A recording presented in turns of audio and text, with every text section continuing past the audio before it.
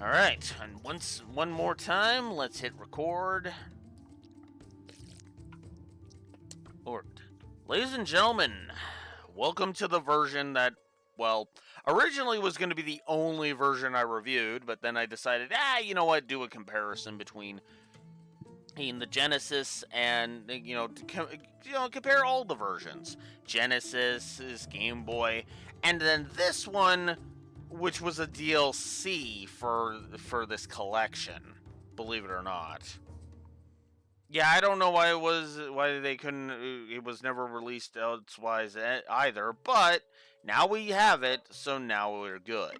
This is another version that has no cheats. None of the built-in cheats except for watch mode. But I seriously doubt I'm gonna need watch mode or even the rewinds for this one. But I suppose we will see. This is the version I grew up with. This is the version I have always thought was the best version of Disney's Aladdin. And, it's not exactly got a lot of competition. The competition isn't very hard. And unfortunately, Virgin Interactive is up against CAPCOM on this one. Yeah, don't expect the Genesis version to win. I'm just going to go ahead and tell you right now. This is going to be a positive review. Let's dive into the SNES version of Aladdin.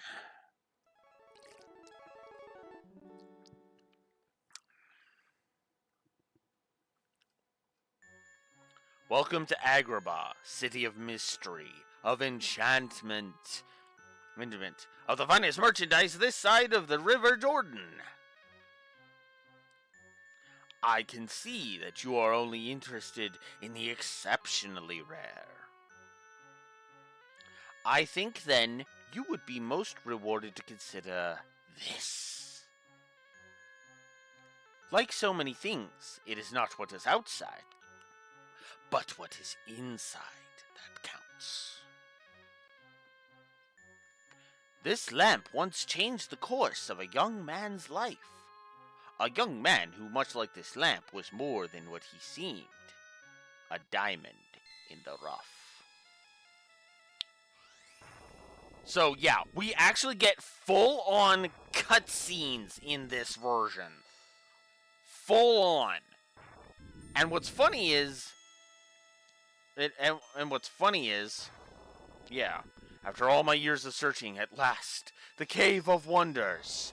Now remember, the rest of the treasure is yours, but the lamp is mine. Do I not have rewinds on this? Okay, I do have rewinds. Okay, cool.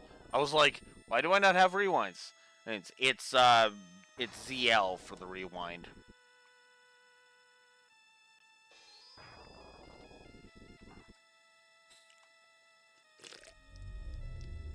Who disturbs my slumber? It is I, Gazim, a humble thief. Know this, only one may enter here, one whose worth lies deep within. In the diamond in the rough. Oh no! So, only one may enter. I must find this one. This diamond in the rough.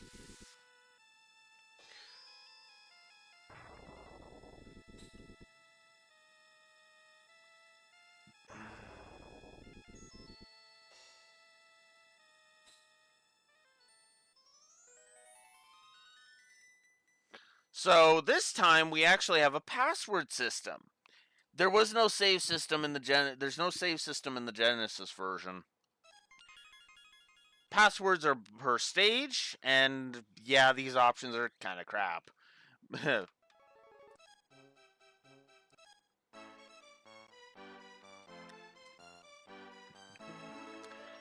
I do like that they give you a full-on sound test.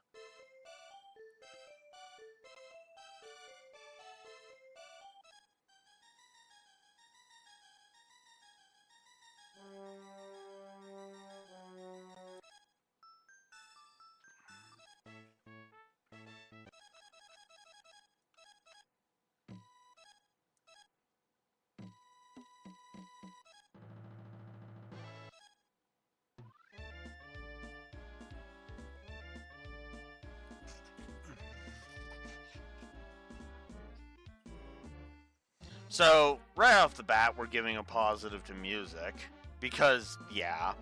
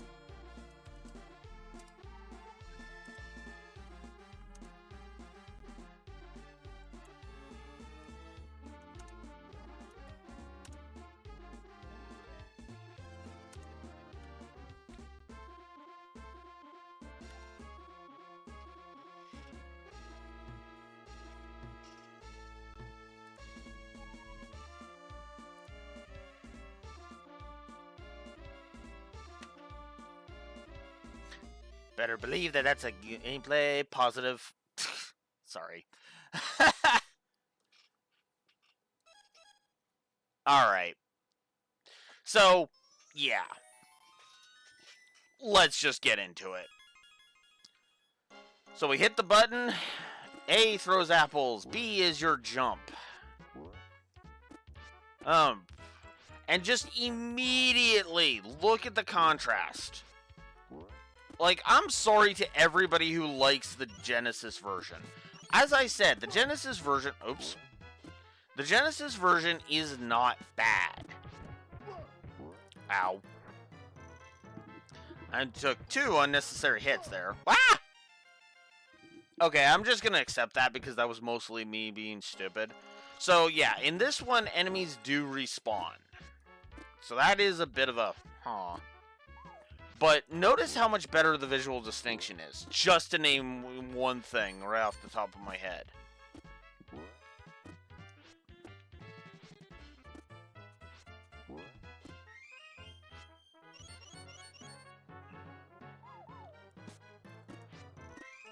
Itemization is even better. We just upgraded our health meter, right?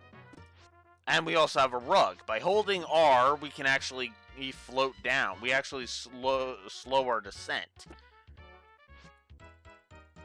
Which, of course, helps us to get to different areas.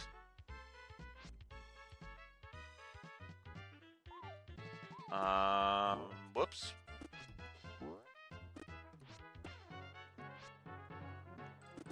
I don't remember how to get up there. I could have sworn it was just glide from as high as you can. Huh. Oh, well. Not a big deal. It was just one of those things. Yeah, that's another thing. Apples. Every apple you collect in the Genesis version was only 1 apple. In this one, it's a set of 10. So you're effectively collecting bunches of apples.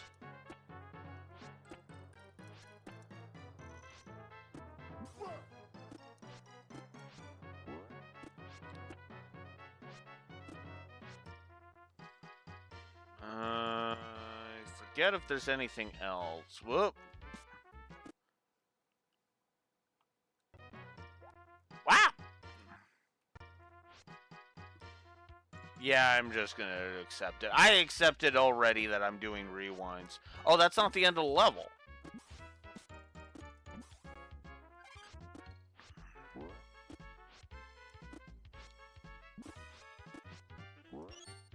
And already we're seeing enemy variety, by the way. If you're noticing. Because we've already had two different types of enemy attacks. Next, we have had the dudes charging at us. We've had the little guys wandering around.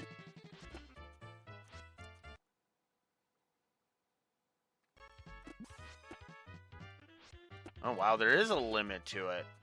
I knew there was something up here.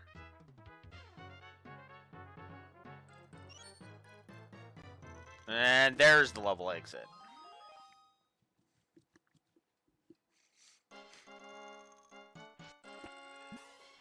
And if I was a ripoff of the AVGN, I'd claim that Abu just ate one of my apples, even though and pretend like the counter went down from 39 to 38.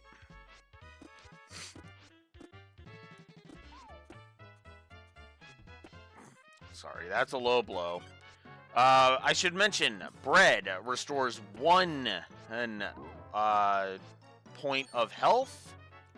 Roasted chicken, full heal. That heart container, as you saw, that was an extension. That was a health extension.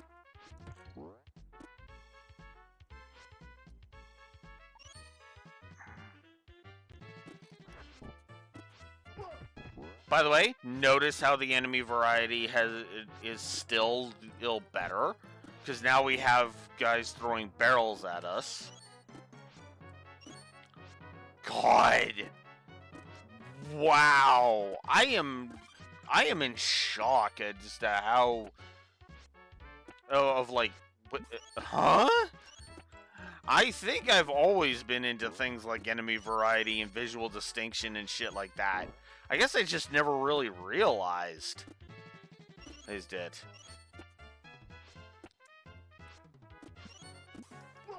Ah!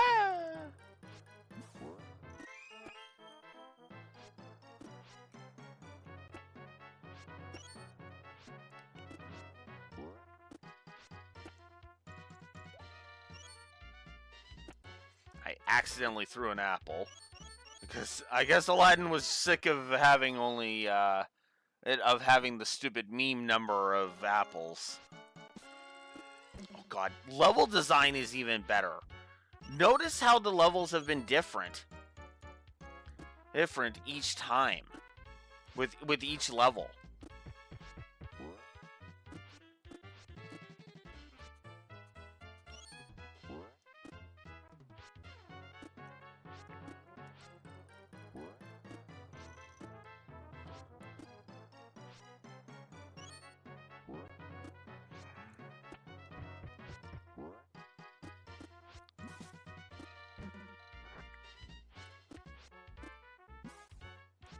Notice how there's also a less gotcha.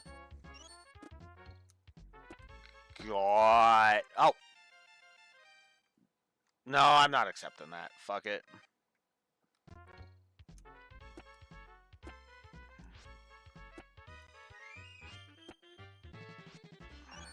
And I believe you're only allowed to collect the 1-up once. And I think after that, it just becomes another green jewel. So, yeah, green jewels. Jewels are singular coins. I think the red ones are worth 3? Whoops. Oh, come on. An L. Yes. Red gems are worth 3. They are also factored into a... I don't want to say an ending, because that's not exactly true. And an alternate credit sequence, I think, is how I will phrase that.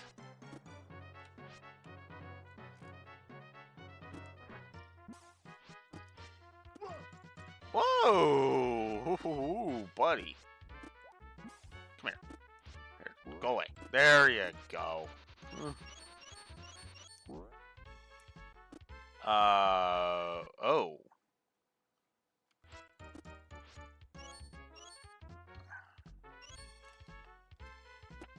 Haha! Oh!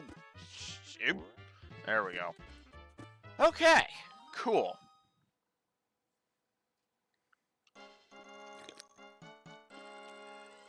So, as my Switch 2 Joy-Cons start running low on battery again. Enemy placement. Placement is even better this time. Not positive worthy, but it avoids a negative. So, yeah. We have an actual boss fight against the Apple Merchant. Yeah. The dude whose only factor into the story. There he is. And is, oh, crap. The merchant whose only factor into the story in the movie was to threaten Jasmine, we actually fight him as the first boss.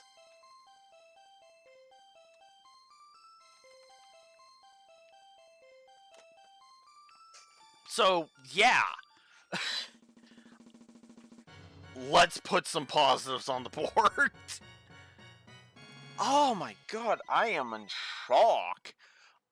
I missed one. I missed one red gem somewhere. Ugh. There was actually a point when I knew where all of the red gems were. I missed one. I don't remember. I don't know where it was. You don't need all of them. I think you need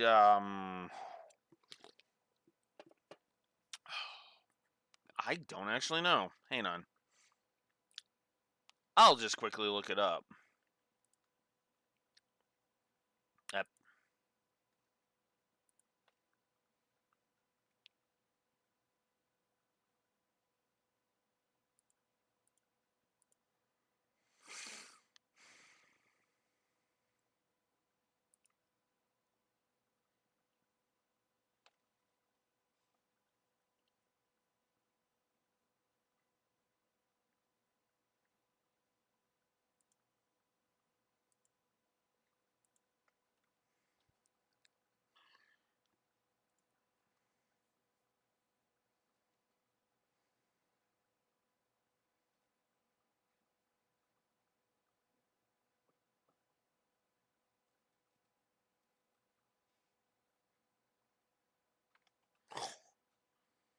Okay, that's actually kind of funny. Okay, it's apparently 50 red gems. If you get 50, I think there's like 60 total in the whole game. If you get 50 of them, you get the special ending. And of course, we get a password after every stage. So, that was of course stage 1, Agrabah. Like I said, let's put some positives on the board.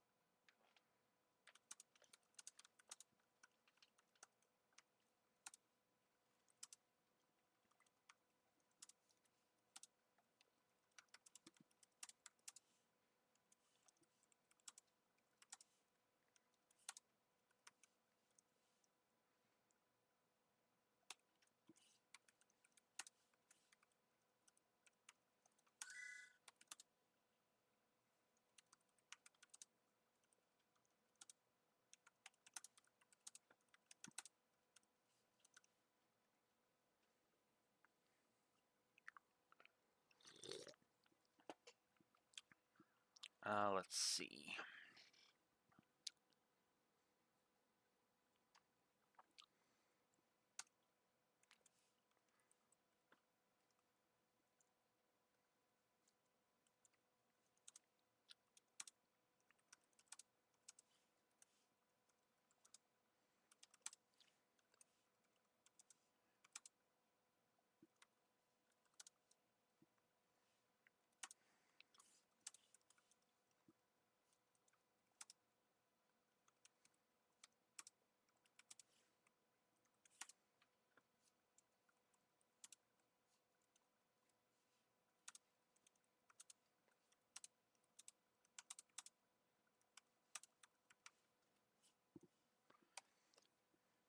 Just explain myself a little bit.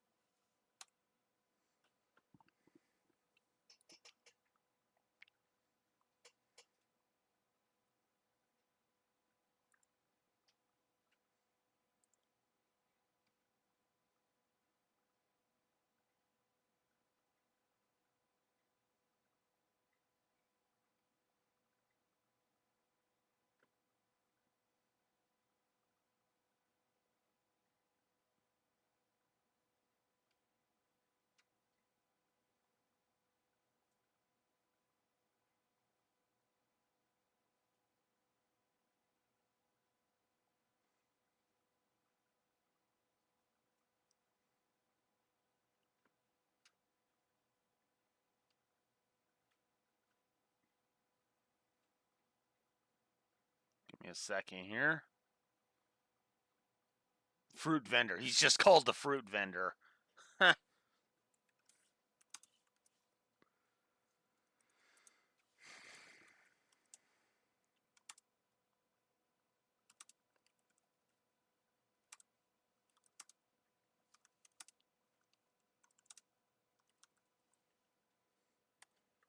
Not a lot of bosses in this game, but I am going to give props to that. So, yeah. Visual distinction, enemy variety, because those are both better than they were on the other versions. Itemization.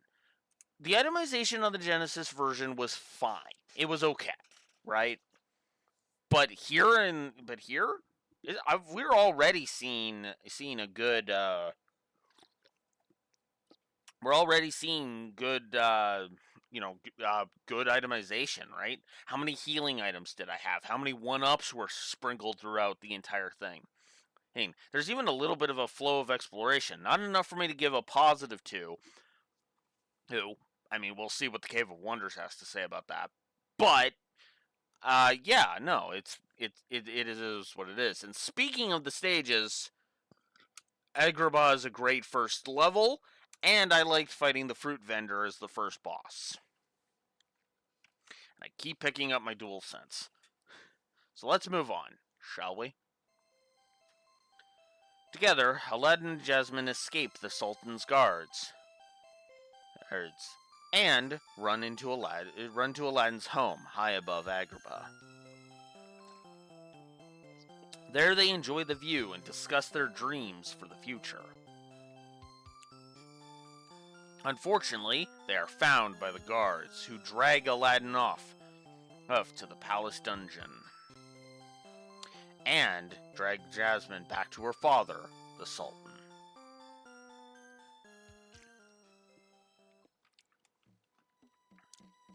Aladdin is thrown into the deepest cell of the dungeon.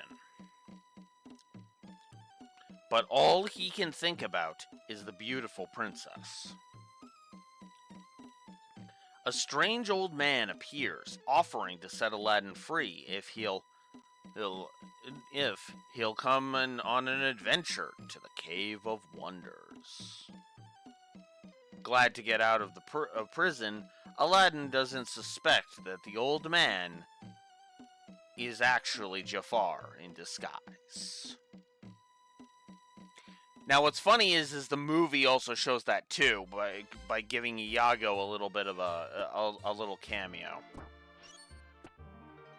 So now we have obstacle variety. So these little protruding stalactites, you swing off of them, but then they become springboards. Whoops. But then they become springboards when they fall. So, yeah, pretty cool. Also, whoops. Damn it, I went too fast. Then, also, when you collect red gems, they stay collected, and they, and yeah. Also, bats. Which can be defeated either with apples or with, jumping on them. Scorpions require apples, and they can be a pain in the butt. And sometimes... No, I'm not accepting that. No! There we go. Like I said, I've already put up the cheat flag. Yeah. Golden Scarab! You want to collect that? Oh, come on.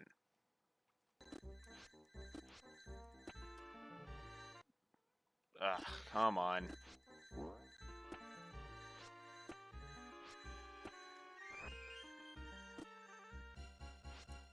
What? Oh, come on. Alright, let's back up a bit then. Okay.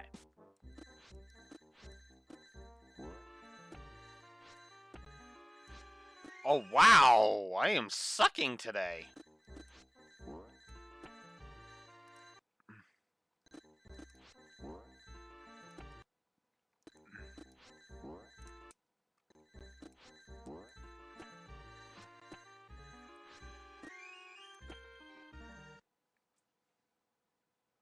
Wow, what the hell?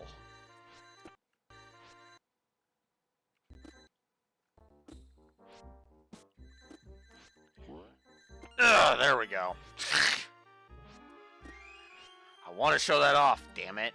Because I didn't show it off in Agrabah, so I want to show it off here. Traditional falling platform. And yes, if you get 100 gems, you get a health extension.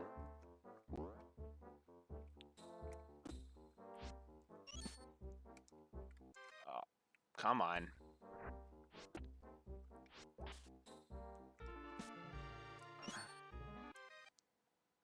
I guess we should check out the checkpoints.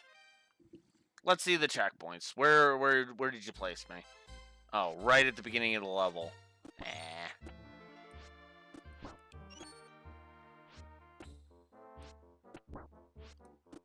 That's... To be fair, though, these levels are very short. Abu went over to, that's the end of the level right there. No, I am not accepting that crap.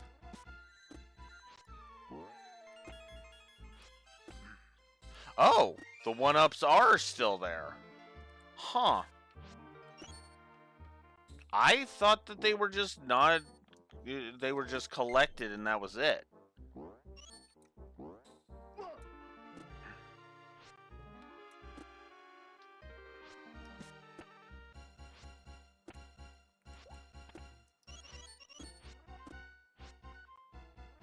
I do not remember how you get that, so I'm just going to collect that red gem and then point down to where Abu pointed. So yeah, scorpions, and now we got skeletons. Whoops. And then we've got the sentient swords. So yeah, we're already seeing good enemy variety. Damn. Hi, Carpet. So, if you manage to find the golden scarab, it takes you to bonus time. So, unlike that stupid slot machine crap, we actually have a spin wheel. We push the button, and then we push it again, and wherever Genie's finger points to, that's the bonus we get.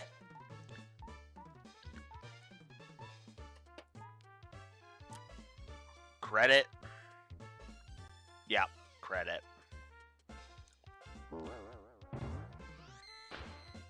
So now we have another continue. Bum, bum, bum.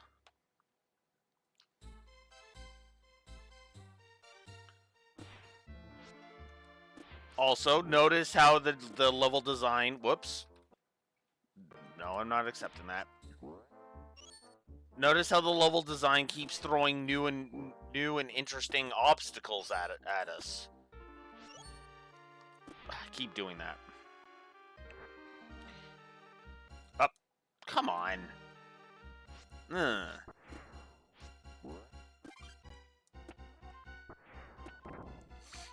Every level has a spot for finding the rug, but you keep the rug in between levels if you find it. If you use passwords, you'll have to find the rug again. I should mention that.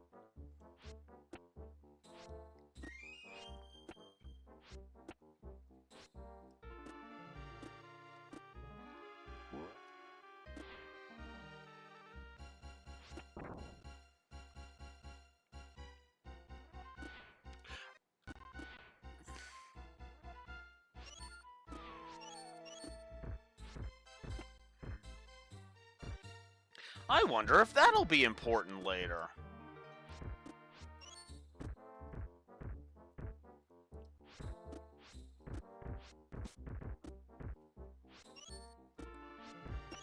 I think there's something over here. Yes. Good thing I checked.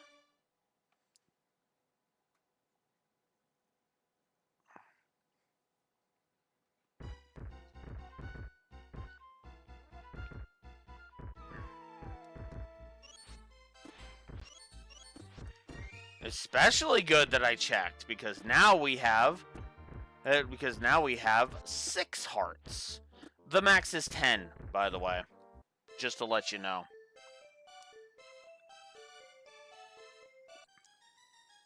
Abu! No!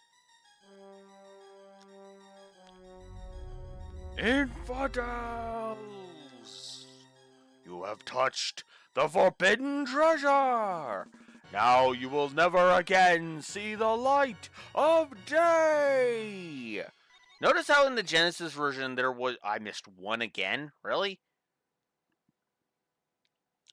Notice how in the Genesis version there was no indication of what the hell happened in order to set off the Cave of Wonders, starting to initiate the escape level. Here, we actually get an explanation as to what the hell happened and why the Cave of Wonders suddenly is calling us infidels. As soon as Abu touches the gem, the cave begins to collapse. They're going to have to get out of there.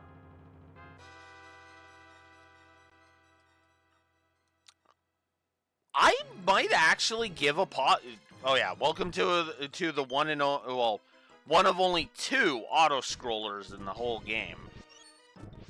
Hey, which is funny because this is the only one that's actually hard.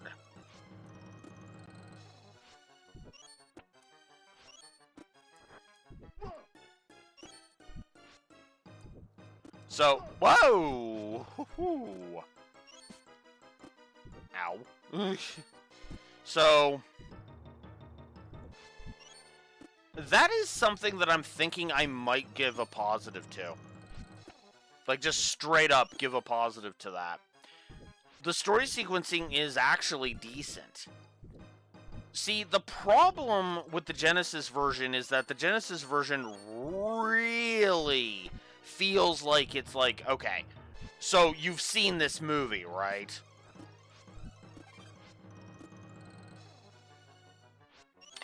And that's kind of the problem with it. Because in my opinion, somebody who has never seen Disney's Aladdin before will not be lost if they if they haven't seen the movie, right? In the Genesis version, I feel like you'd be lost if you didn't already know the movie.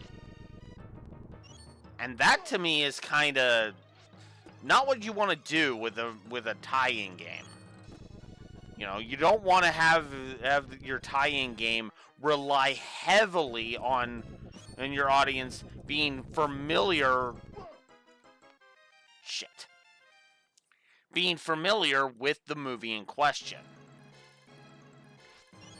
Also, yes, this one actually has checkpoints.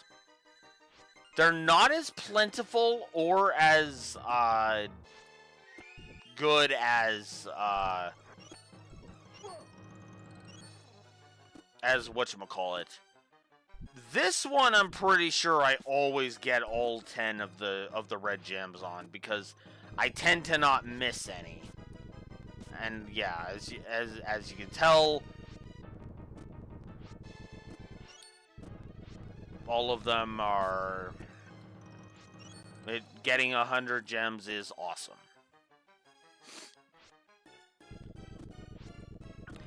I don't remember if there's how many playthroughs I've done where I've not had the health meter full by the end of the game. I've always collected enough gems to do that. So, it's break time. Excuse me. I do like that all of these are lucrative rewards. I guess I should mention that if you land on Genie, your health meter is extended. If it's already full, I believe he gives you 3 lives. So it's the equivalent of a 3-up. That's also why it's the smallest section. So now we have the Rug Ride, the Super Nintendo version of the Rug Ride. And this is more of a test of skill. It is still about memorization, but instead of doing the stupid pointing up, pointing down, and having to react to that,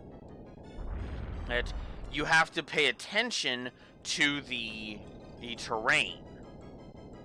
Also, this level is a lot shorter and actually has an endpoint that makes sense. Also, the lava stops following you at a certain point, and there's an actual indication that, hey, you beat the level. So there you go.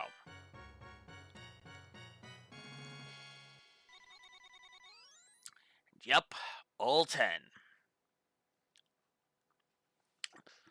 Alright. I'm going to put some more positives on the board. Yeah, I know. Oh, everybody's going to hate me because, they'll think it's all about nostalgia. But I'm sorry.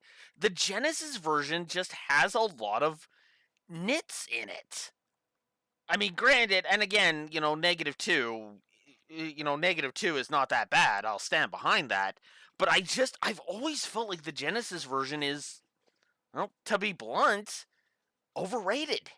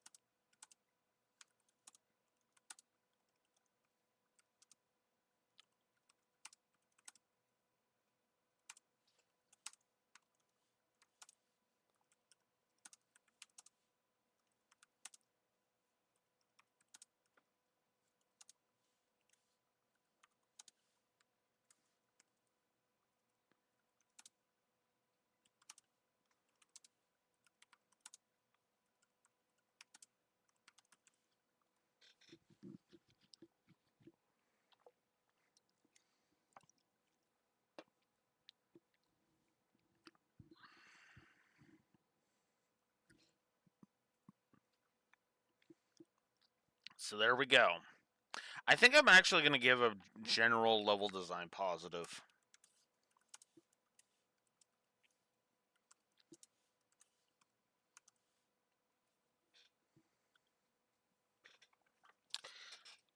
I'm still haven't really come up with any negatives really on either axis. Don't worry about that though. We eventually will have negatives. Have a negative on the story. Alright. Uh, you know what? Actually,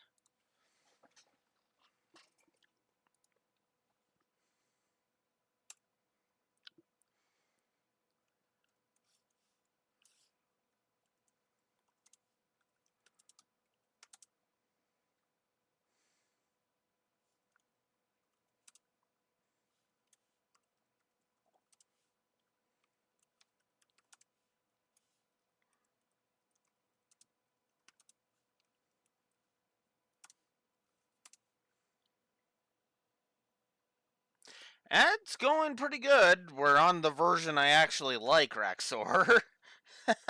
Because I did Aladdin, I did the Genesis version. That one was kind of eh. Then I did the Game Boy version, which is terrible. Holy crap! Oh God, the Game Boy version sucks.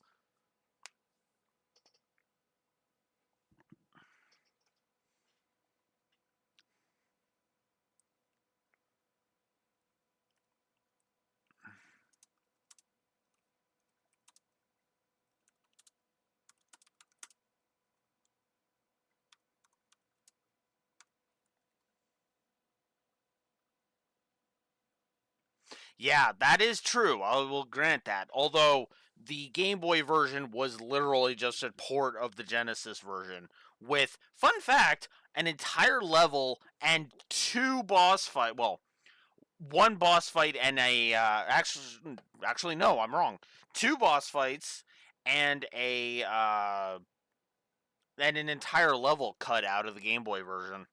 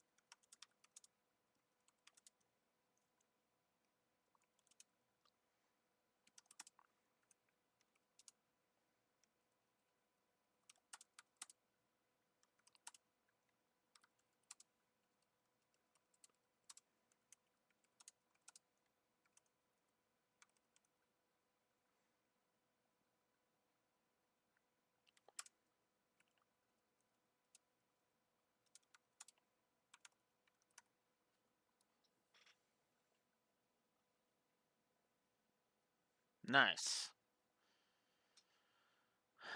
All right. So I'm going to give a positive to the cutscenes. They're basic, but you know what? They actually do their job, and there's little touches that just kind of work better, in my opinion. And then of course for here, Cave of Wonders escaping and the level design. Because yeah. All right. Next up, Aladdin and Abu escape and deliver the lamp to Jafar.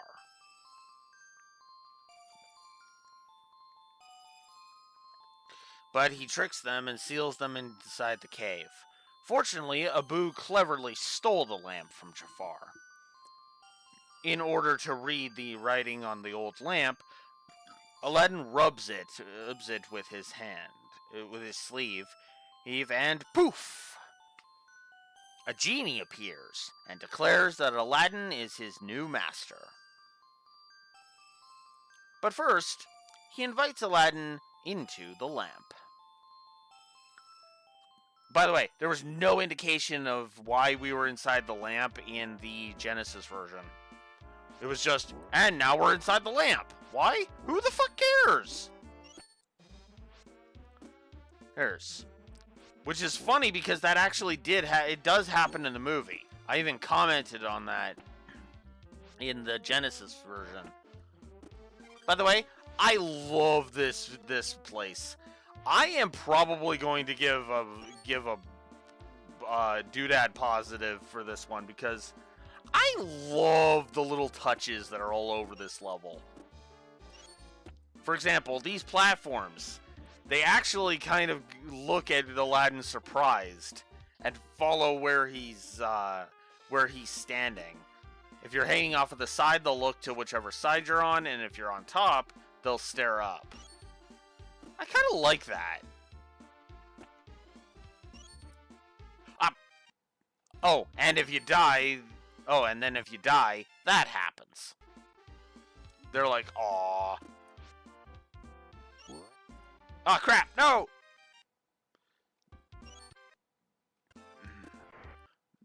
No, I'm not accepting that. Oh, crap. Okay. And... shoot. Alright, well, I got it. That's good enough. This is another one where I usually don't miss a single red gem.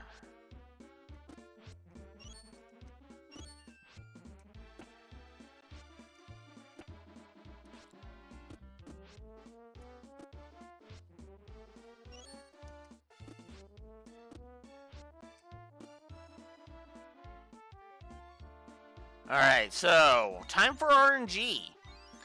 Sometimes, Ames Genie will give you nothing but clouds, which are platforms, and then other times he'll give you a whole bunch of random crap, like the balloons which you hang off of, the cards that, as you saw,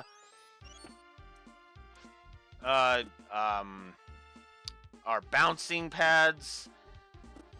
It's all down to RNG. I think if you die a few times, Ames, he takes pity on you and he just gives you the clouds. Nothing but the clouds. So. By the way, I've always loved this level.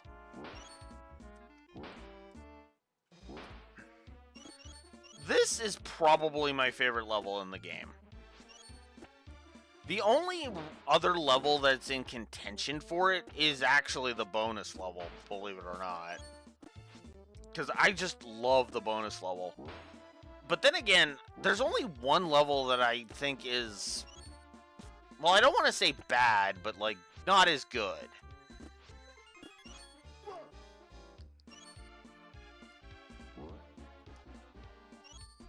And that's actually going to be the next level we go through.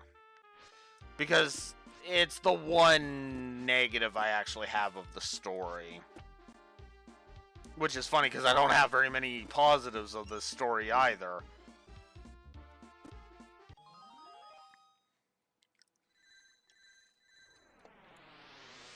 It's basically just the movie story, but told alright.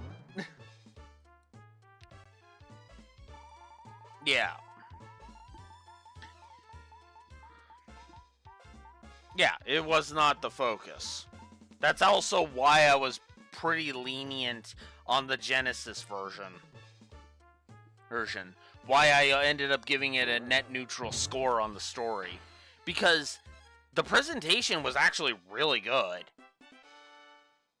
It was actually really good with that.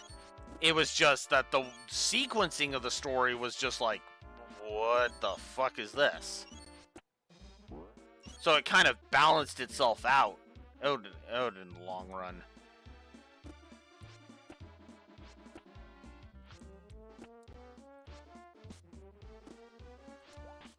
This game, at the very least, tries to at least give you the Cliff Notes version.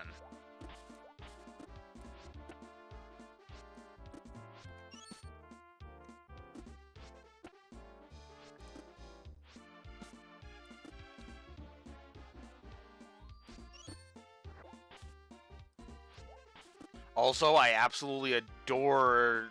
I don't think Friend Like Me was in the other one, now that I'm thinking about it. Unless it was playing during Inside the Lamp. Oh, no, it was. Yeah, no, it was. Never mind. Whoa, I fell quite a bit. Oh, come on!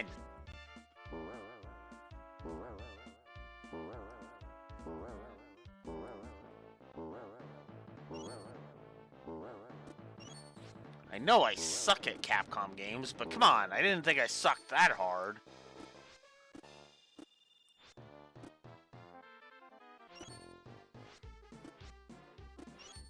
And then these are your typical falling platforms. I kind of like that they get a weight in their mouth, and that's what causes them to fall. I don't know, something about that little detail that was just like, huh.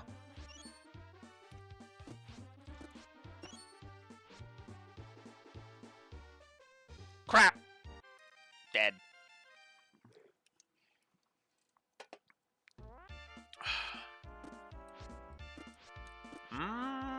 You know, honestly, I might give a checkpoint. Let me be positive. To this version. Just one. I stand behind the triple for the Genesis version checkpoint because, yeah.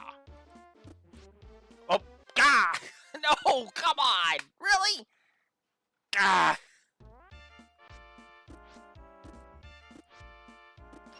Well, there goes the 2 lives I won in the bonus game.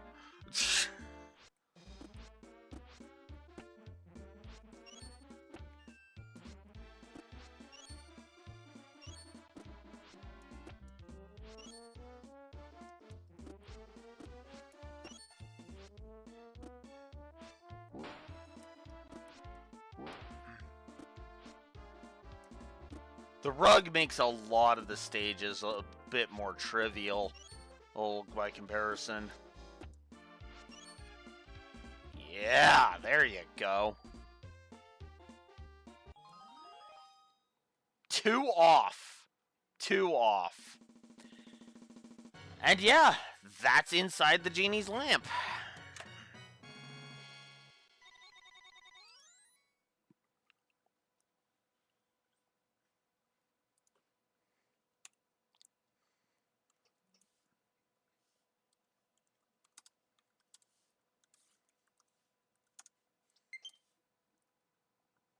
Really?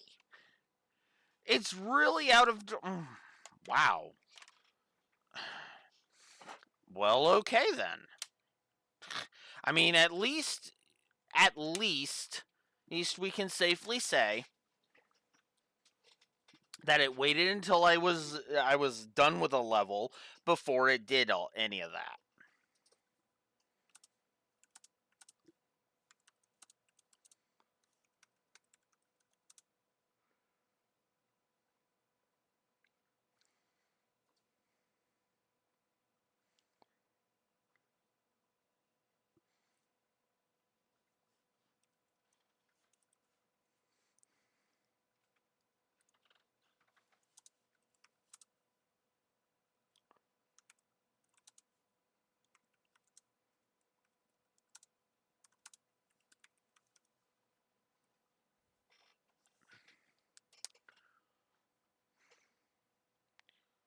Oh yeah, there's another thing we need to give.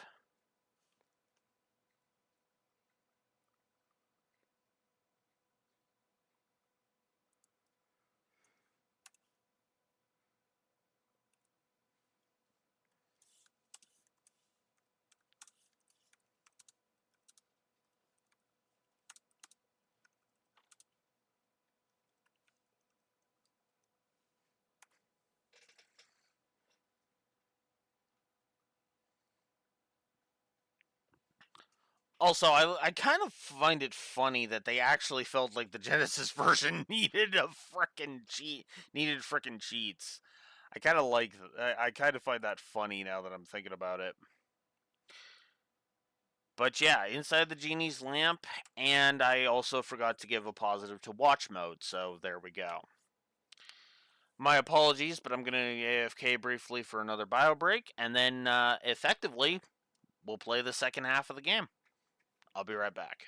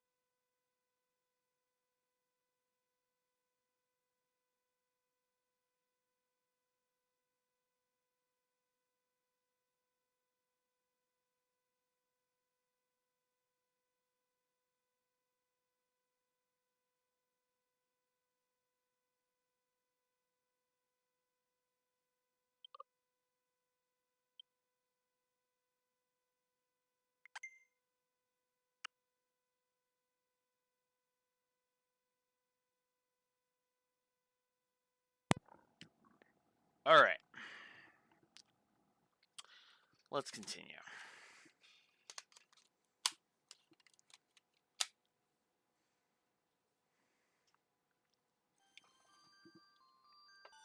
With the help of the genie, the magic carpet, Aladdin escapes from the Cave of Wonders. And flies back towards Agrabah. Unfortunately, Abu cannot sit still, and as he scampers across the carpet, is blown overboard into the desert. When Aladdin swoops down to rescue the playful monkey, he discovers that Abu has disappeared into the ruins of an ancient pyramid. Aladdin decides to enter the pyramid and find his friend. So, this is the one and only negative I'm intending to give this entire game from a story perspective.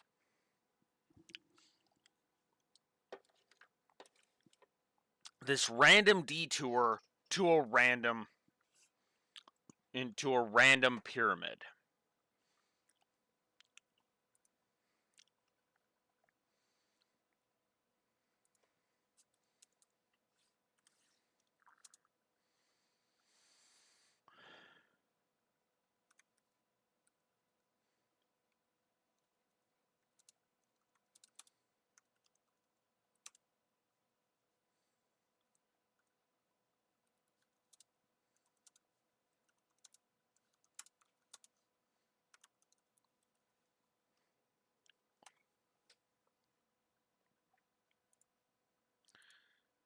Not a fan of that.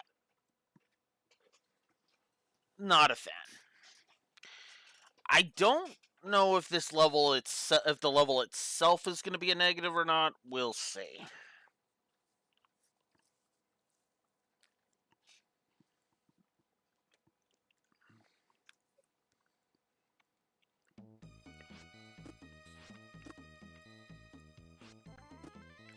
Well, I'm gonna finish having a bite to eat, then I'll continue.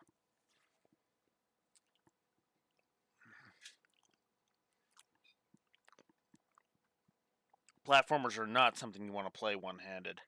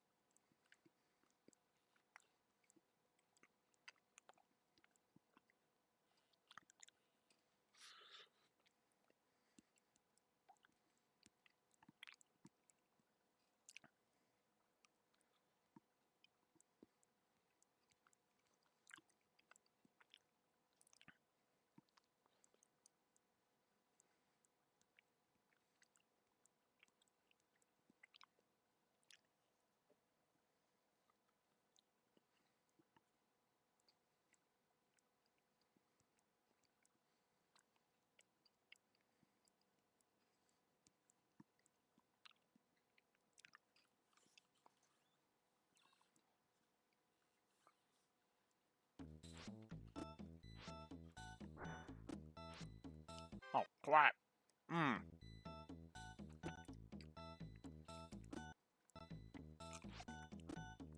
There we go.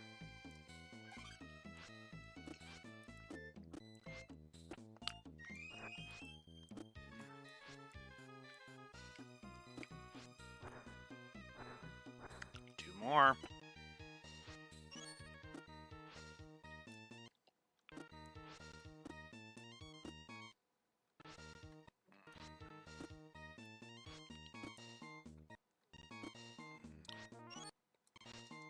Damn it. Quit doing that.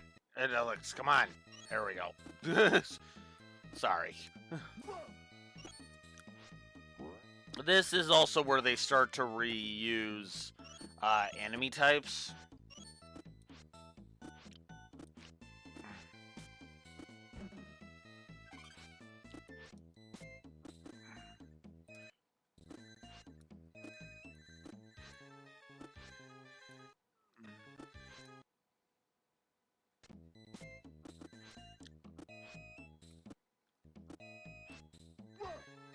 Oh, come on.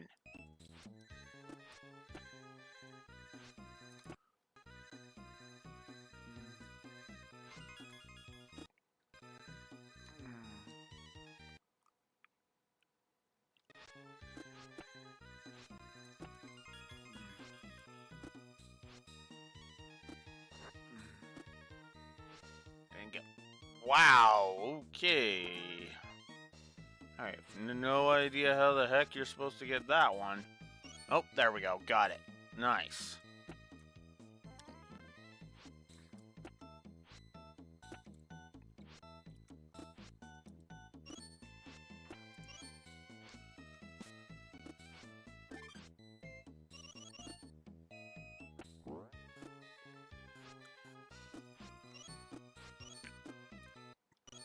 Oh, come on.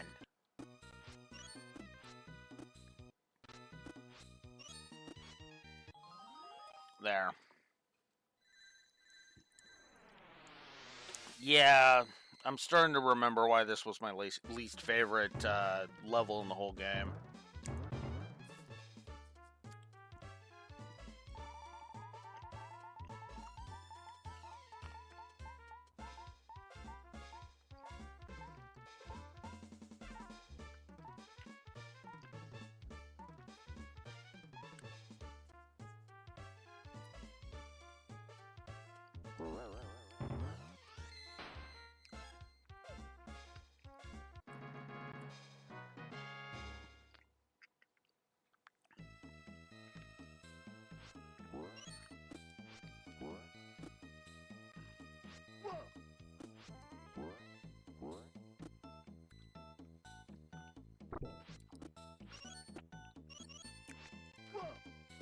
Ow.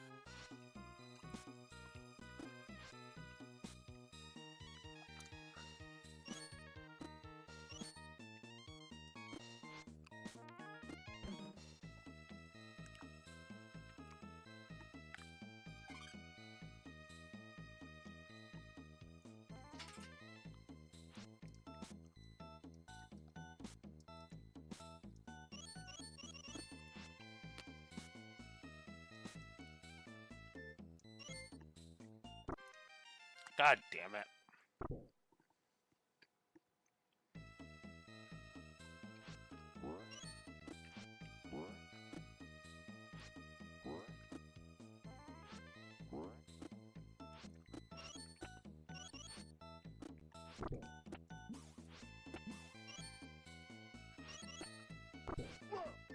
Damn it.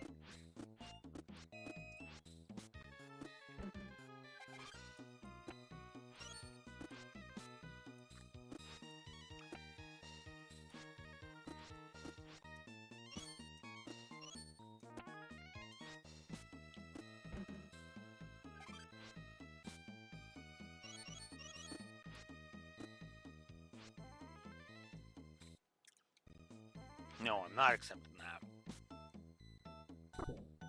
Oh, what the fuck? There we go.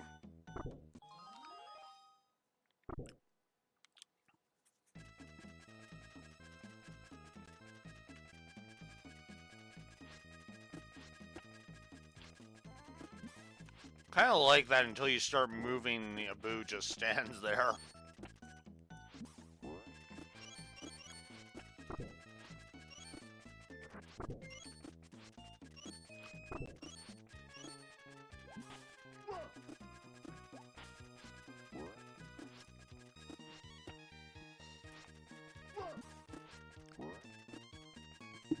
And my headset was slipping there.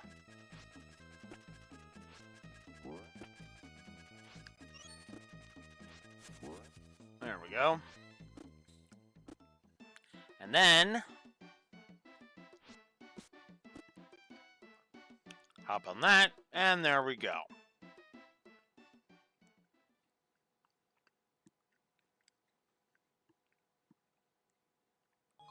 And there it is.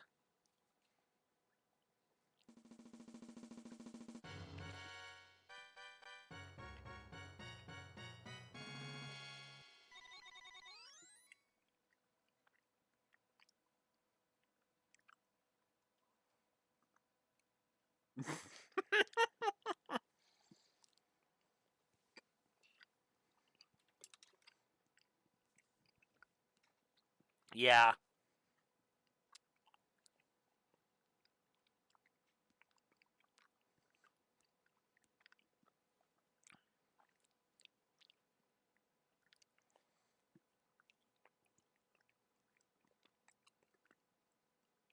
That's the one thing that never made any sense to me. Was how many times Gary or Blue, who is ahead of you in there, and it's like, what?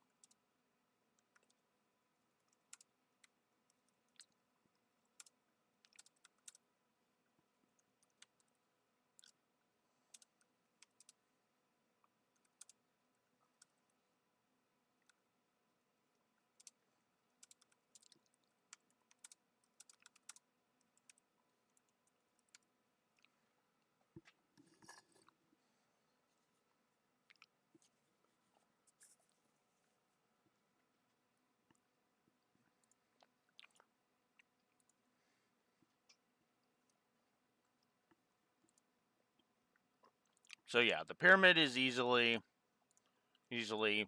a negative on both axes, and apparently I missed 2 gems.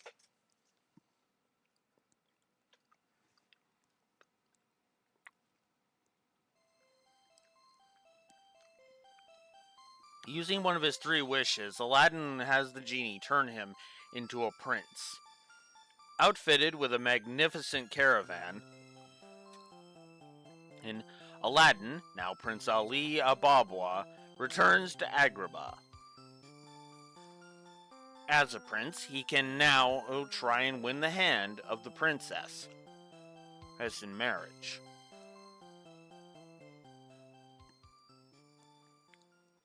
So now, we have the whole new world scene as a bonus stage. I'm not gonna lie, I kind of unironically love this stage.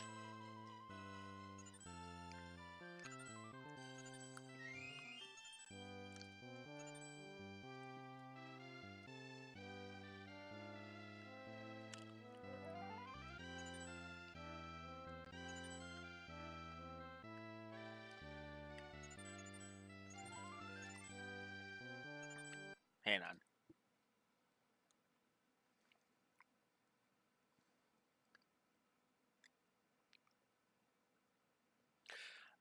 Like, to review a game that everybody says is bad, and see if I agree with that? I could do that. Could see if I agree with the whole this game is hated mentality on a game. I'll admit it'll depend on the game, obviously, but...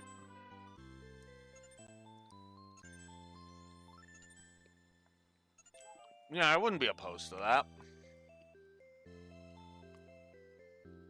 Yeah, preferably on the short side, but yeah, I'm not going to lose any sleep over it.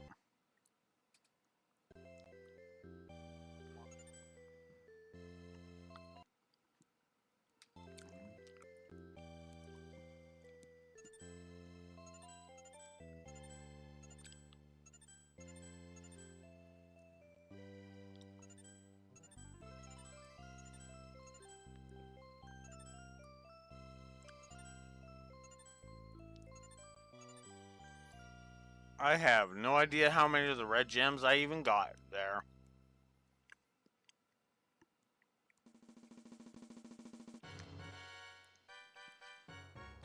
I don't think it was very many. Oh. That's actually more than I thought.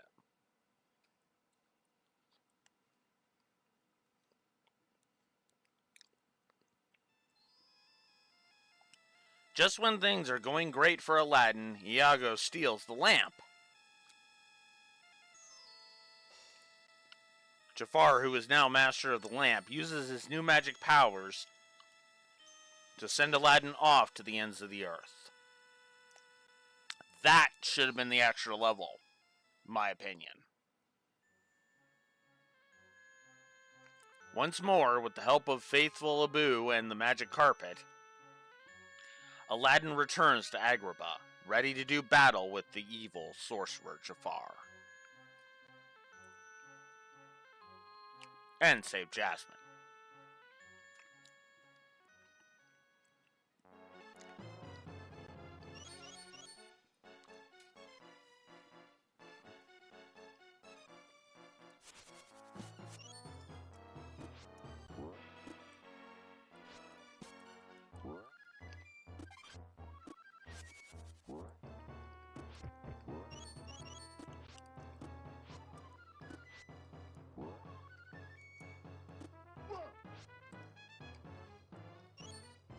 Ah.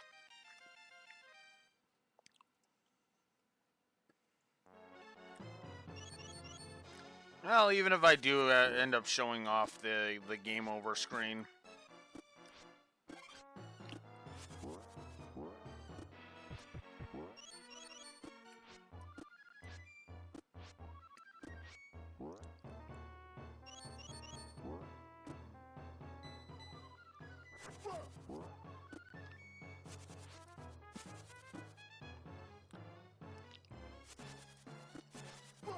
Oh, come on.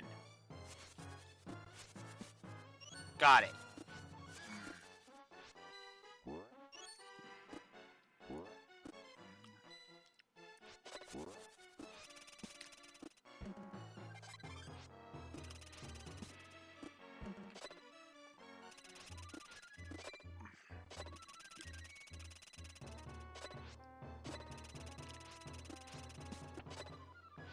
Nice little foreshadowing within the level itself.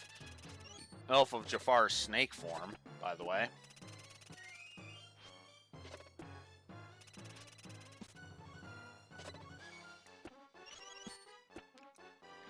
Which is funny because Jafar, well, I guess he kind of did have a snake motif now that I'm thinking about it. But it was still kind of funny that Aladdin called him a cowardly snake, and that was what prompted him to be like, a snake, am I? Hey, well then how about I show you just how snake-like I can be? And then that prompted him to become the giant snake form. Yes, I have seen that movie countless times. I think that's just an extra life now for getting the 100 gems.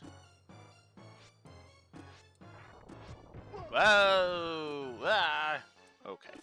Ah! Yeah. So yeah, the enemies do respawn, but they're not actually as bad as you might think them to be.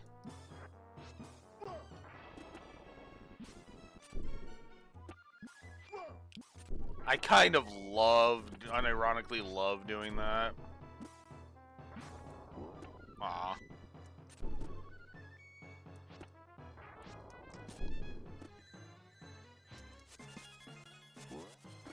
Bye-bye.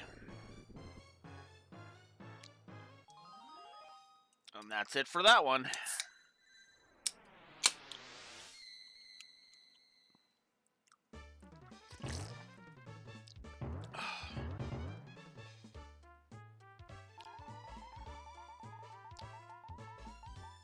Yeah, speaking of short, that's what I've done today, is review 3 short games. Granted, one of them I pretty much rage quit and technically did not beat, but fuck it, I don't care.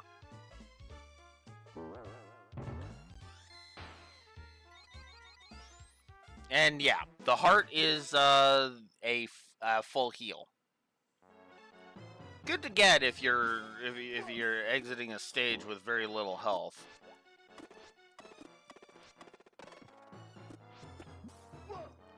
Man, you work fast, Iago.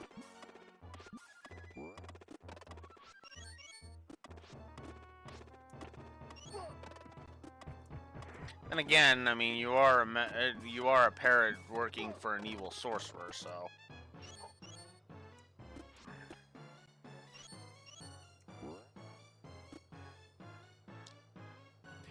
It is very basic. And I'm not trying to I don't want to oversell it. Because this gameplay, this is not gameplay that's going to reach, like, ridiculously high levels. Like, at most, I'm going to be adding, like, probably, like, 2 more positives to the board. 2 or 3 more positives to the board for the gameplay. And that's it.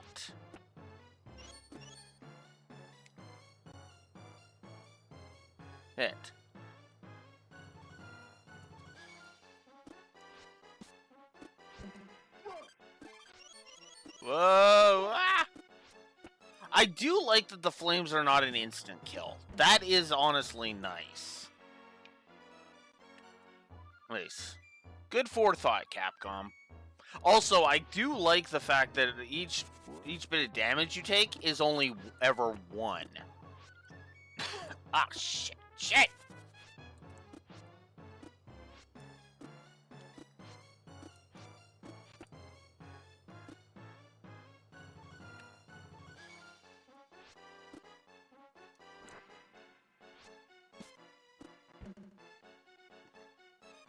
I want that the roasted chicken.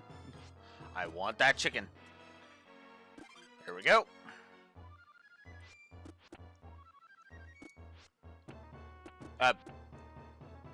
Oops.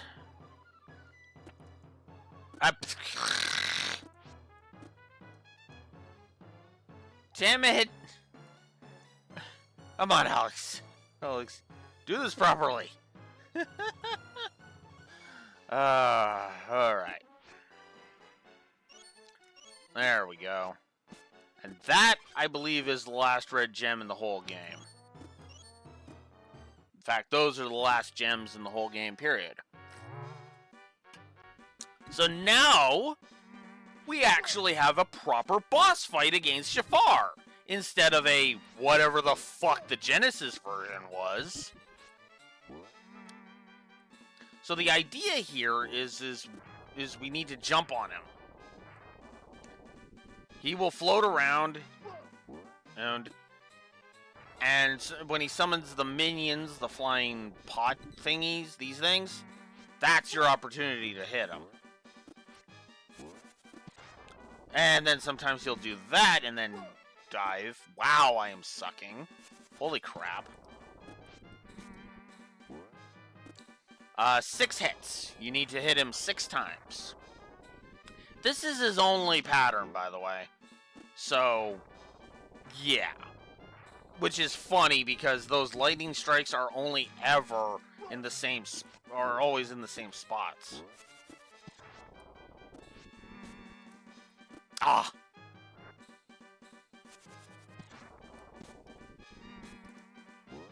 There we go.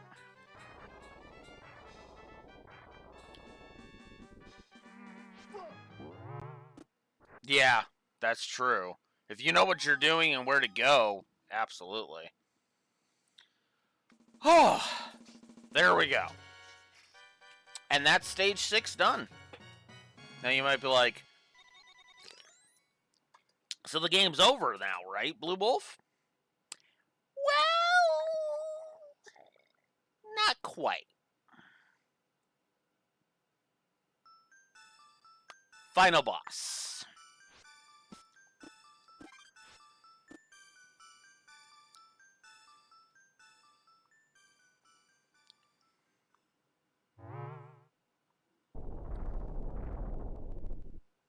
Because much like the Genesis version, you actually fight him as the snake. Now, what's funny is, in the Genesis version, he was immune to everything except apples. But Capcom actually knows how to design games properly, so bouncing on his head is how you defeat him. There's also a way to cheese this fight, if you so want, by using the rug to constantly bounce off of his head. I've done it before, and it is really funny trying to do it. You know what? No, I'll just accept the hit. Accept the hit, Alex. The fight is too easy for you to cheese like that. There's no reason to cheese it like that. And just like that, we're done.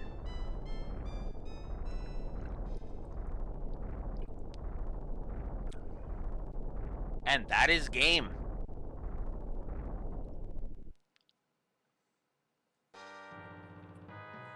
Honestly, even if I had accepted those deaths, at most, it would have taken me about 2 hours.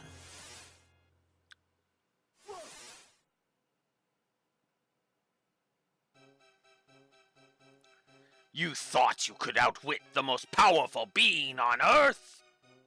You're not as powerful as you think, Jafar.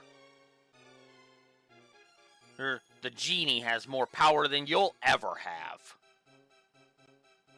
You're right. His power will not exceed mine for long. Genie, there is my third wish. Make me an all-powerful genie. I have no choice. Your wish is my command, master.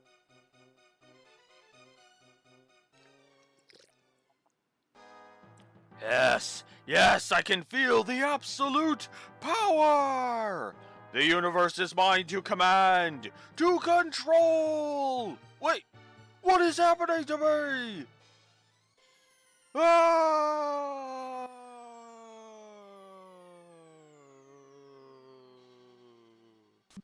Whoop.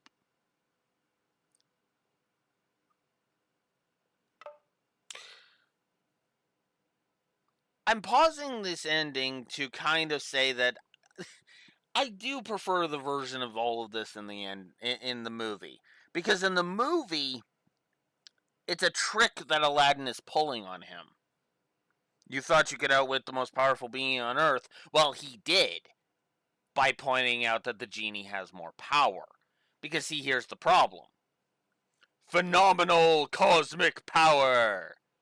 Itty bitty little living space.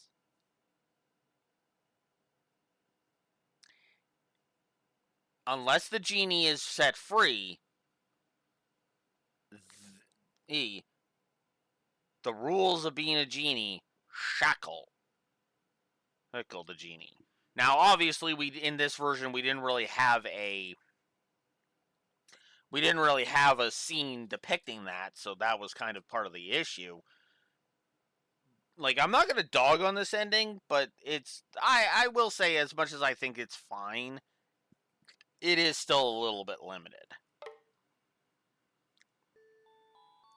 Jasmine, I'm sorry I lied to you about being a prince. I know you had to do it because of that stupid law. But I love you anyway. No problem! Use your third Wishmaster and zap! Yep. You're a prince again. Jasmine, I love you too, but I can't pretend to be something I'm not. I understand. Genie, my third and final wish is for your freedom. Oh, I'm free! I'm free! Does that feel good? Oh, does that feel good? Time to hit the road and see the world! Yay! I kind of like the little animation of him flying around. Gosh, Genie, I'm sure gonna miss you. Me too, Al. No matter what anyone says, you'll always be a prince to me. Looks like we need a new law. From this day forward, the princess may marry whomever she chooses. Thank you, Father. I choose him, Aladdin. Just call me Al. Oh, this is wonderful. Come over here, guys. Big group hug. And now, I'm out of here. Look out, world. Here I come. Alright. That's what I mean by truncated. Because I gotta admit, I prefer the original. So yeah, gameplay montage is your your alternate credit sequence. If I didn't get 50 gems, the 50 of the red gems, it just would have been the magic carpet ride as the credits rolled. Which honestly is fine. Although what's funny is apparently in that version, if you sit there, if you let it sit idle for 20 minutes, apparently fireworks go off.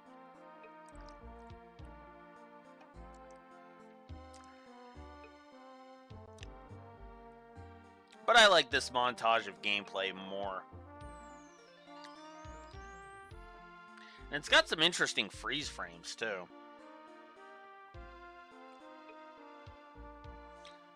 So yeah, definitely gonna give positives to both Jafar's human and snake forms, because I think they're warranted. I didn't actually realize how much I enjoyed the Jafar thing.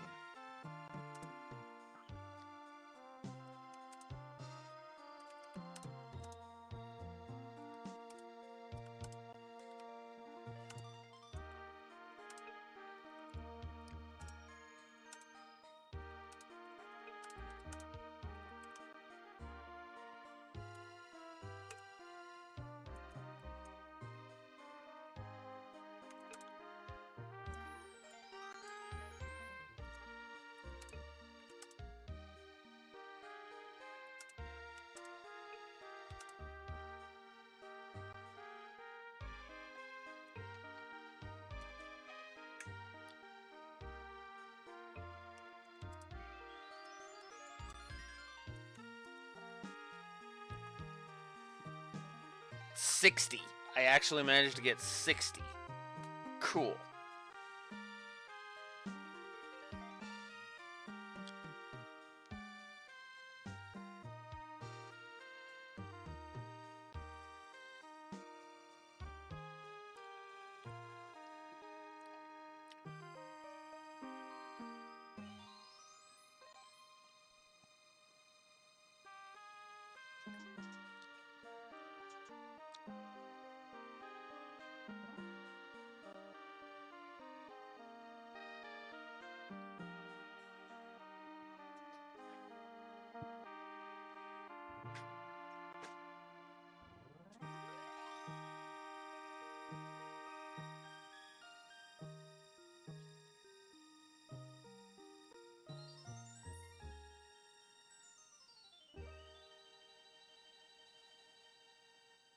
Where is it?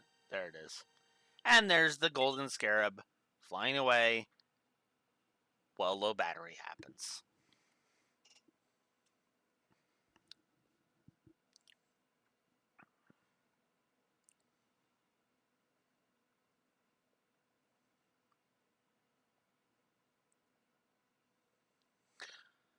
I think I'm actually also going to... Actually, you know what? I'm going to give the whole new world stage.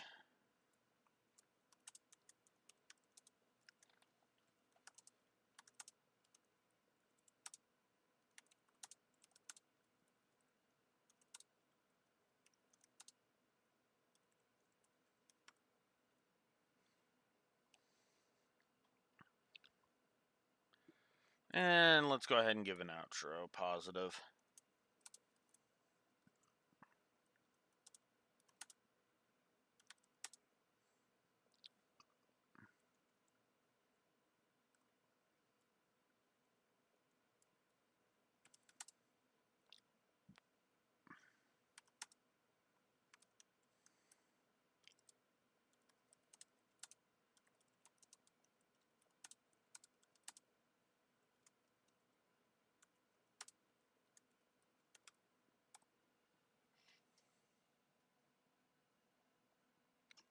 Wouldn't be a review without a low battery. I suppose you got a point there, Rexor. So yeah, the bonus stage, Jafar's human form, Jafar's snake form, the outro in general. I think I am gonna go ahead and give a positive to the outro on the story axis.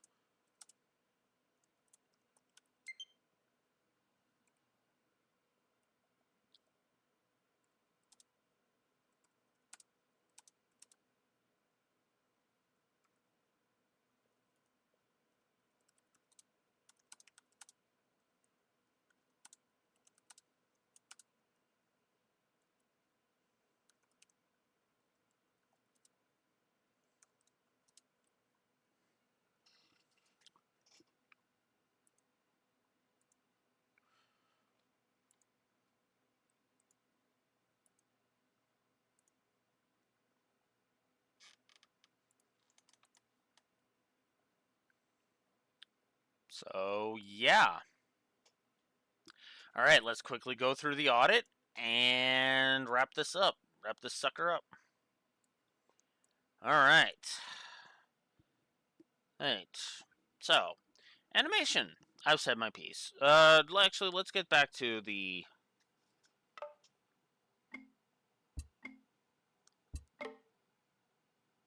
Let's get back to the title screen and let's get some music going.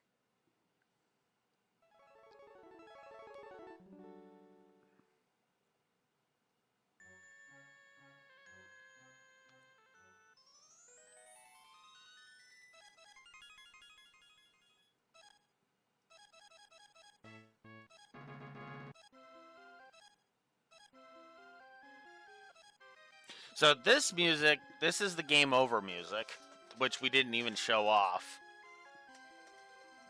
If you have credits, what will happen is you'll be taken to a screen where Genie is holding up 2 ropes, and you can choose to continue. If you say, if you go towards no, Genie will be like, oh, what? No! We'll kind of get this look of like, oh no! And then if you pull the no rope, he just kind of goes, aww. And then with the yay, you go over towards there, and he kind of looks hopeful. And then when you pull it, it's like, ah, okay. And he just kind of smiles, which is kind of nice.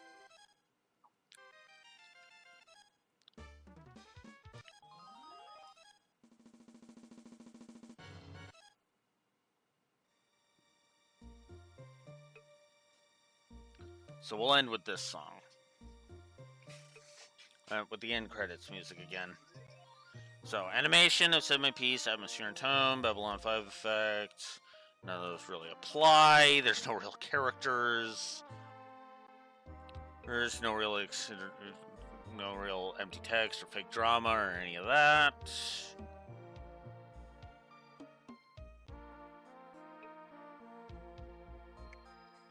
Yeah, there's not a lot to all of this.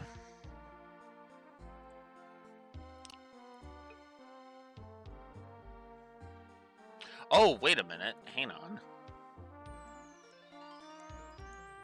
I think there is one thing I'm forgetting, isn't there? There is. The background and the backgrounds.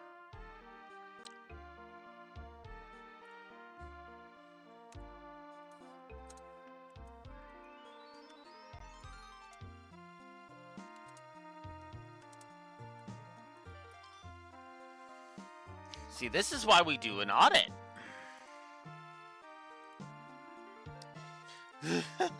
Why we audit these suckers. Sprite work, I've said my piece. Sound design, storyboarding, storytelling mechanics, visual storytelling, writing. Yeah. Alright. That literally is it. Just one additional positive. Because I forgot the brickwork. Which puts us at 4. Whoop.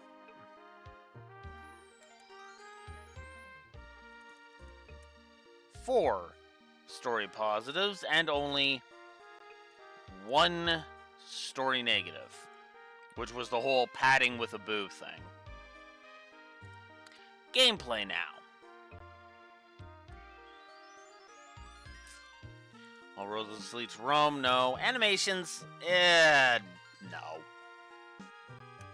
Audio spam, no. No real backtracking, no bestiary, no bosses, bugs, built-in cheats, co-ops, controls. Core combat was whatever. It was a wash in the Genesis version 2, for the record, for anybody wondering about that.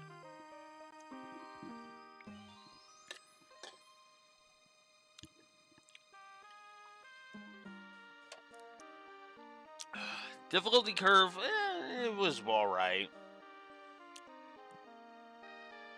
I didn't really feel like it was a smooth ramp up in either version. It was just kind of the difficulty kind of just stayed constant, which I actually appreciate. I like when a game does that. I really do. So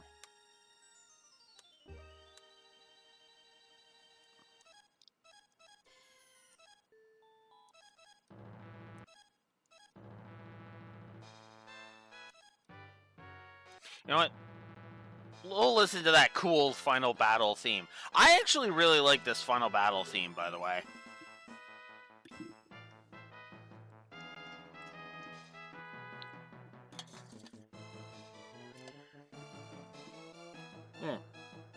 Which is funny because there's actually only 3 bosses in the entire game, by the way. If you're keeping track. Literally just 3. Everything else is just levels.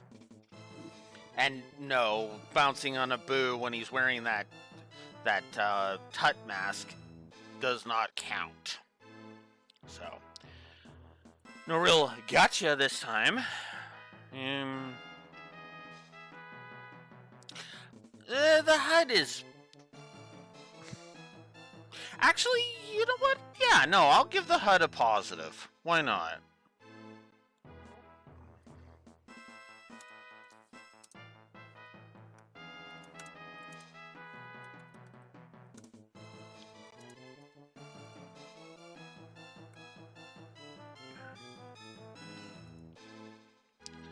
I'm gonna say wash to the HUD on the Genesis version. I've said wash to that.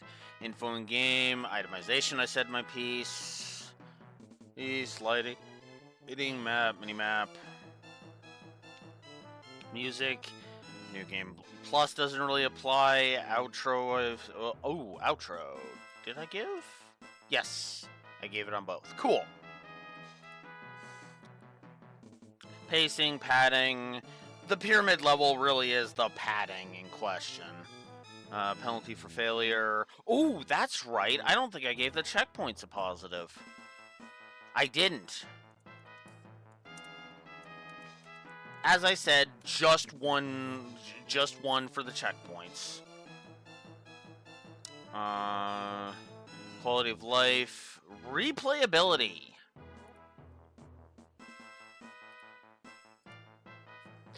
Most people probably won't give a positive for this, but yes, I would play this again.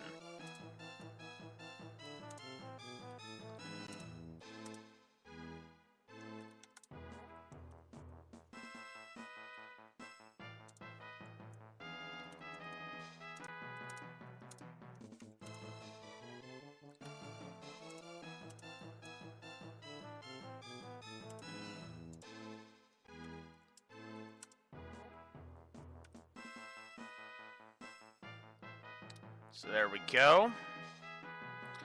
Raspberry Gem, respec, save system, songs, strategic layer, terrain, tutorialization, unskippable cutscenes, viscerality.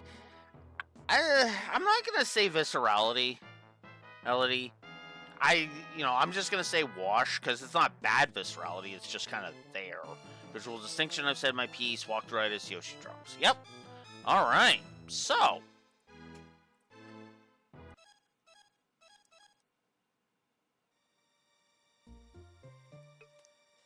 That's it. So, that means our final score... I am actually wrong. I forgot the background details, which means that is actually 5 points to story, positives to story, and 1 negative.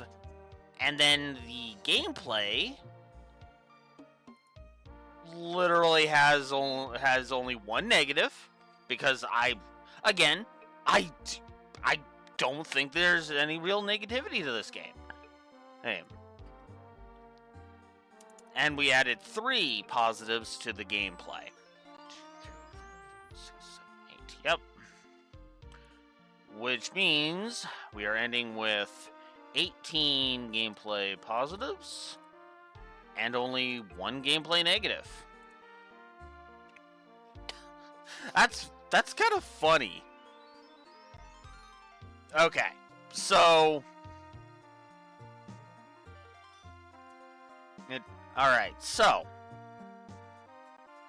I guess I can put up the scores all together. So let's go ahead and actually show... kind of give an overall package variety, shall we? Because I like that idea. So, here were the scores of the other versions. We had 3 positives and 1 positive on story between the Genesis and Game Boy versions.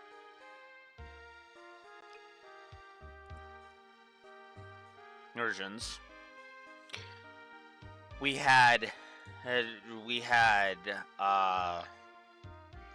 3 negatives on the Genesis. I forget how many negatives were on the Game Boy version. Give me a second. 3. Okay, so yeah, it was 3 on both. 3 negatives on both the Genesis and Game Boy versions. Gameplay.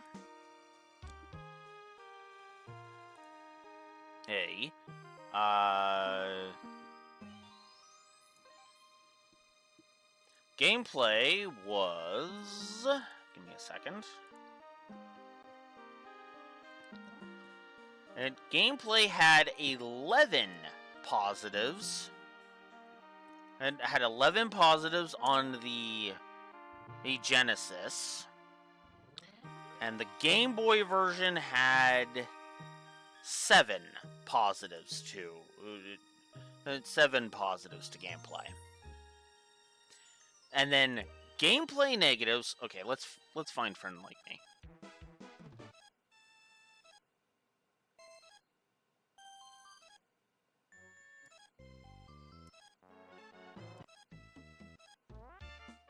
There we go.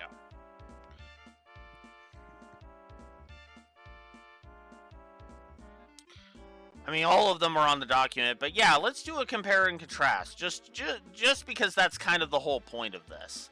Yes, I do agree with you on that front, Raxor. So, negatives, we had 13 and 23.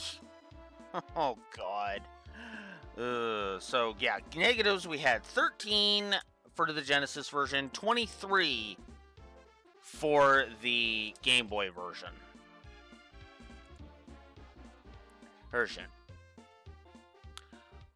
Which, if you're keeping score, means on the story front, neutral for the Genesis version, net -2, and then +4 is the story across all the versions. So, there's that. Which means, of course, for the SNES version, it's +4 to story, very net. I'll put the final scores up of all of that.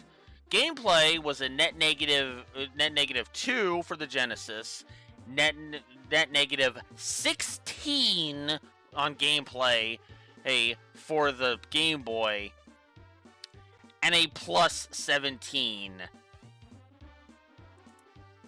A net +17 on the SNES. Which leaves us with the final score of our final scores.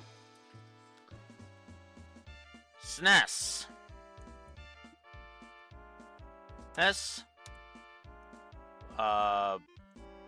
+21.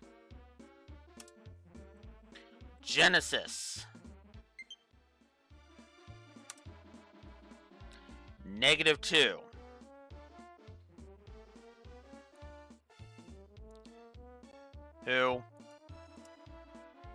And Game Boy. I have to move this over a bit. And Game Boy was negative, what did I say that was? -18, I think. Is that right? Let me go to my review rankings for a second. Yes, -18. God, that's interesting.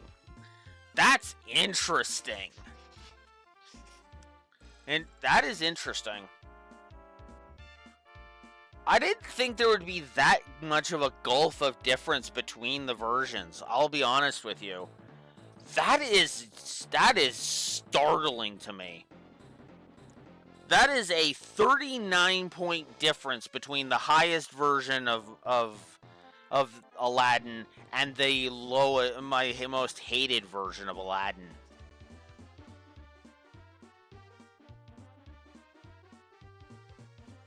Well, I'll put it to you like this, Raxor. Or I'm probably going to do the same for Lion King and Jungle Book if anybody ever requests that. Because again, when I have access to all the versions, why not, right? I honestly never expected... I didn't think the SNES version was going to curb stomp like that. I really didn't. It's not a Cold Steel curb stomp, obviously, style curb stomp, but it is definitely I guess we know where my flag is firmly planted.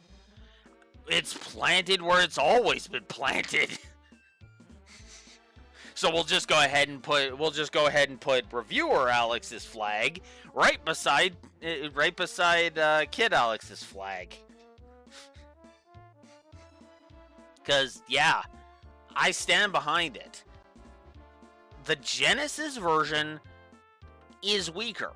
It is kind of weak sauce. I hate myself for saying that because the visual distinction, the hit detection, and the level design for me personally are what kind of kill the Genesis port, or the Genesis version. And the Game Boy version was just... Ambition wrecked the Game Boy version's shit hard.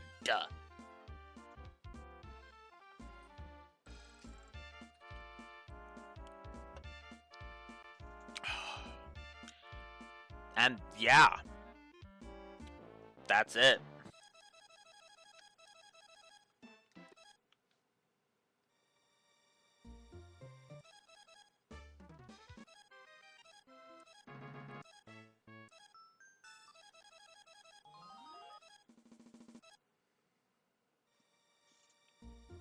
I know this song, I've played this song too much, but it's a good rendition of the song.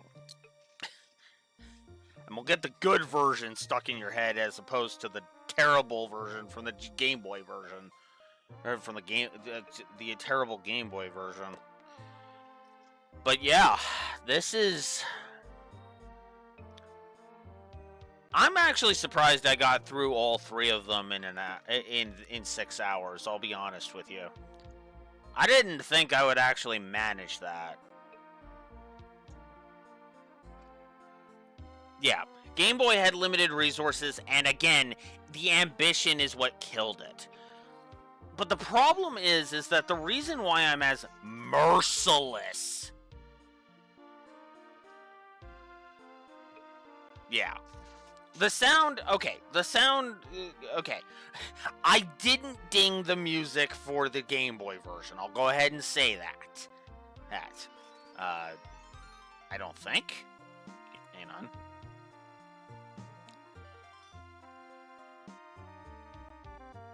No, I did not ding the Game Boy version for music. I didn't give it any positives for music, but I also didn't ding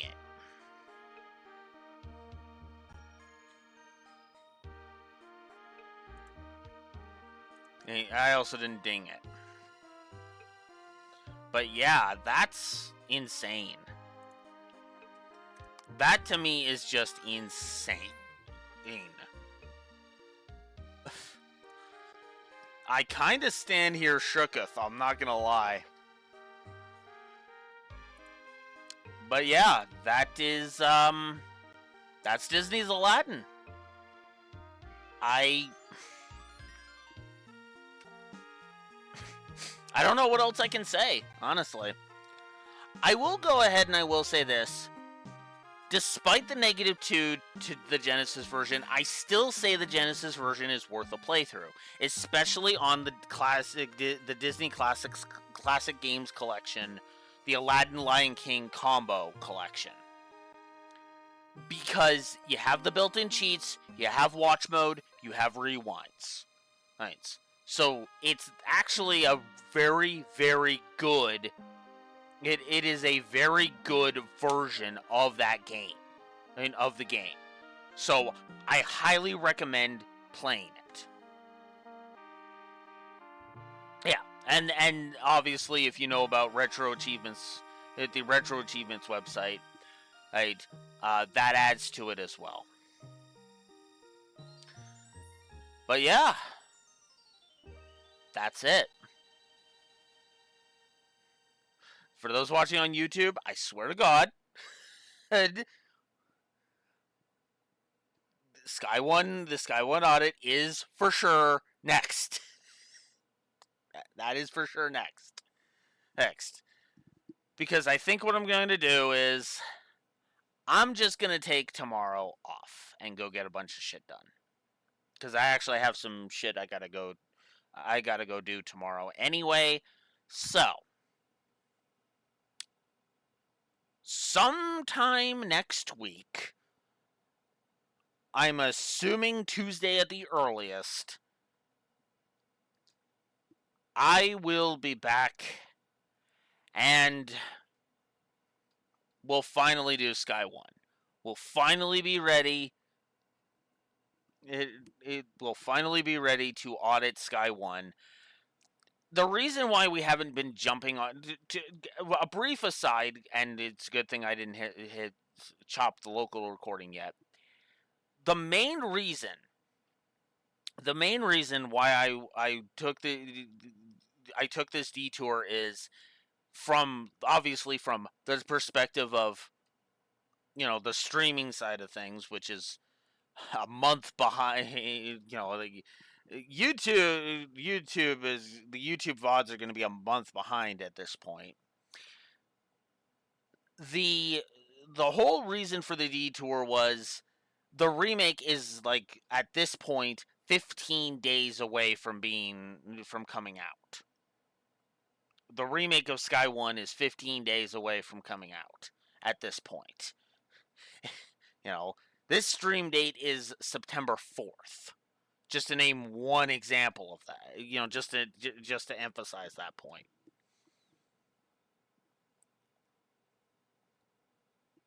So, yeah. And I kind of just wanted a couple of short games to kind of do this there. Yeah, the remake and the between chapters, but the thing is that, Raxor, that's only going to take us to what? The end of the prologue?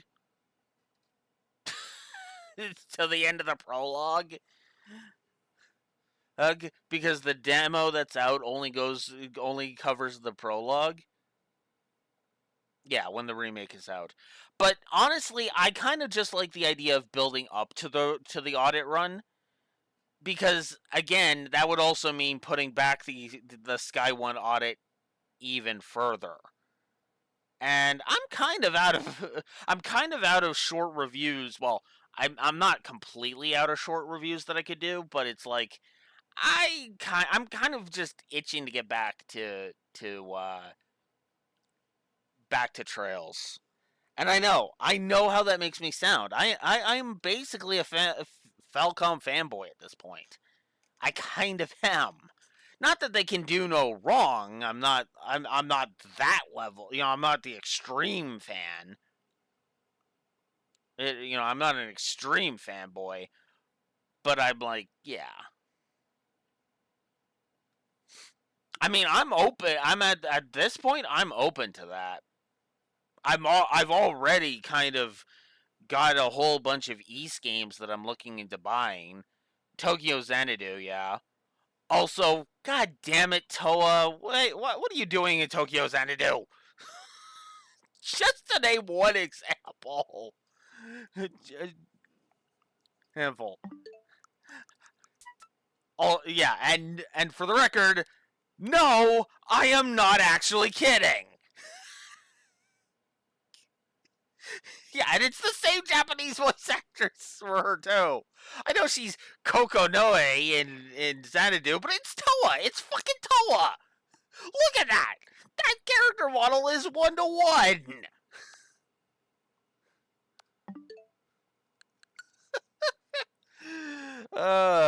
But yeah, no, this was just kind of a short little,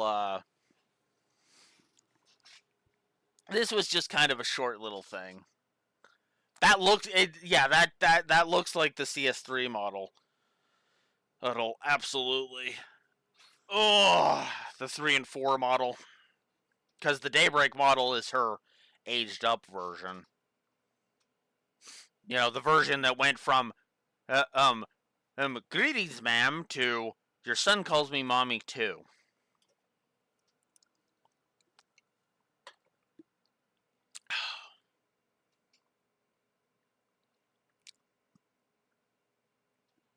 But anyways, don't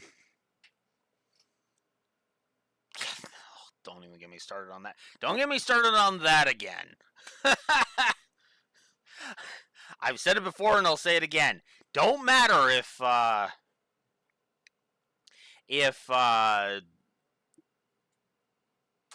whatchamacallit, if Beyond does something with those dead ends. Hence, within the context of Daybreak 2, it's a pain in the ass. It was brutal. It was unnecessary.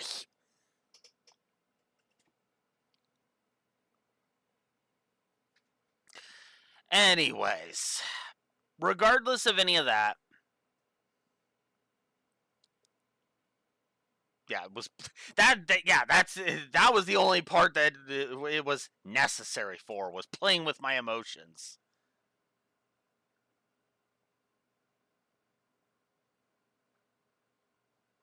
Hmm. Are we talking Sherid? Prince Sherid? Because there's a character I absolutely love. Yeah, I figured that was who you were talking about. Because Prince Sherid is actually one of my favorite favorite characters. But yeah, I just realized the local recording is still going, so I'm gonna chop off the local recording. So YouTube, that's Aladdin. I'll see you later. Blue Wolf Alex the Lore Walker signing out. Have a good one. Jakku.